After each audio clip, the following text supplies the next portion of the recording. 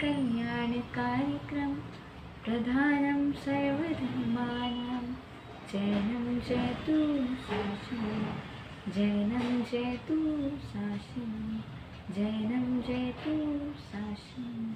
1008 श्री महावीर स्वामी की जय।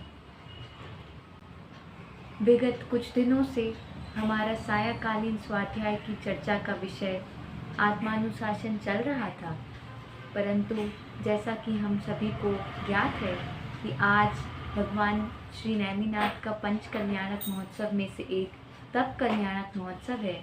इसलिए सहज ही भाव से मन में विचार आया कि क्यों ना आज हम उन्हीं के विषय में से एक चर्चा करें और उसी का चिंतन करें। तो आइए चलते हैं हम हरिवंश पुराण में उल्लेख एक घटनाक्रम की ओर, जहाँ पर प्रभु नेमिनाथ गिरनार पर्वत से विहार करते हुए जा रहे थे। तत्पश्चात ही श्री कृष्ण एवं श्री बलभद्र वहाँ पर आते हैं और उनसे प्रश्न पूछते हैं कि हे प्रभु, यह द्वारिका नगरी कब नष्ट होगी?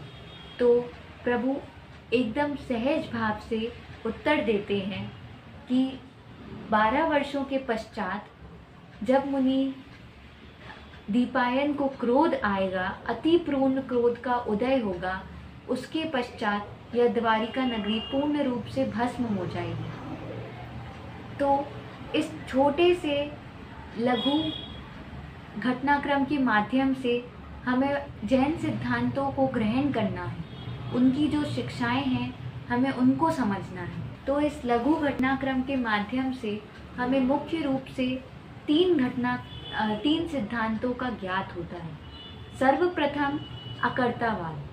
अकर्तावाद ऐसा कि हम जानते हैं कि प्रभु नेमिनाथ अनंत वीर और ज्ञान के धनी थे, तो क्या वे इस घटना को होने से रोक नहीं सकते थे? उन्हें इस बात का ज्ञान भी था, फिर भी उन्होंने किसी भी प्रकार का आश्वासन उन्हें नहीं दिया कि आने वाले समय में मैं इस घटना के साथ कुछ भी घटित कर सकता हूँ। इस लघु घटनाक्रम के माध्यम से हमें यह पता चलता है कि इस संसार में किसी भी द्रव्य का कोई भी अन्य द्रव्य रंच मात्र भी करता धरता नहीं है। इसीलिए यहाँ से जैन धर्म का सबसे सर्वप्रथम सिद्धांत हमें अकर्तावाद का पता चलता है। दूसरा सिद्धांत वीतरागता। वीतरागता ऐसा कि प्रभु को ज्ञान होते हुए भी कि द्वारिका नगरी भस्म होने वाली है, फिर भी उन्होंने अपने परिजनों के प्रति रंच मात्र भी राग नहीं दिखाया, क्योंकि उनमें ऐसी किसी भी प्रकार की भावना नहीं थी, अर्थात वे वीतरागी बन चुके थे। उन्हें रंच मात्र भी यह ध्यान नहीं आया कि नष्ट होने के बाद हमारे परिजनों का क्या होगा, या किसी भी अन्य प्रकार का विचार। और यहाँ पर सर्वज्ञता भी ऐसे सिद्ध होता है कि अगर उन्हें इस चीज़ का ज्ञान नहीं होता, इस घटनाक्रम का ज्ञान नहीं होता, तो वो इतने स्पष्ट रूप से कभी भी उसको नहीं उल्लेख कर पाते। तो तीसरा है हितोपदेशिता। हितोपदेशिता ऐसे कि वे वहाँ समूह शरण में बैठ के भी प्रत्येक जीव के आत्मकल्याण की भावना ही भा रहे थे। उन्होंने जीते जागते ही अपना जीवन दूसरों के लिए प्रेरणामयी बनाया। तो इस प्रकार से हमें ये तीनों सिद्धांत इस छोटे से लघु घटनाक्रम के माध्यम से बहुत ही स्पष्ट रूप से समझ जाने चाहिए।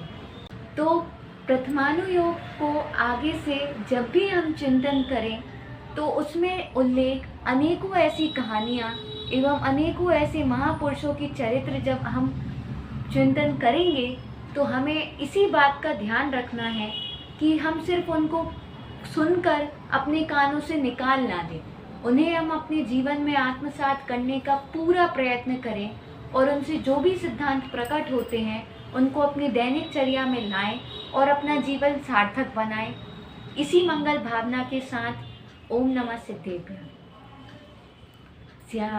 स्याद्वादिनये षट् द्रव्य गुण पर्याय और प्रमाणिका जड़ कर्म चेतन बंध चारु कर्म के अवसान का, कर स्वरूप यथार्थ जग का, जो किया उपकार है, उसके लिए जिन वाणी माँ को वंदना सतबार।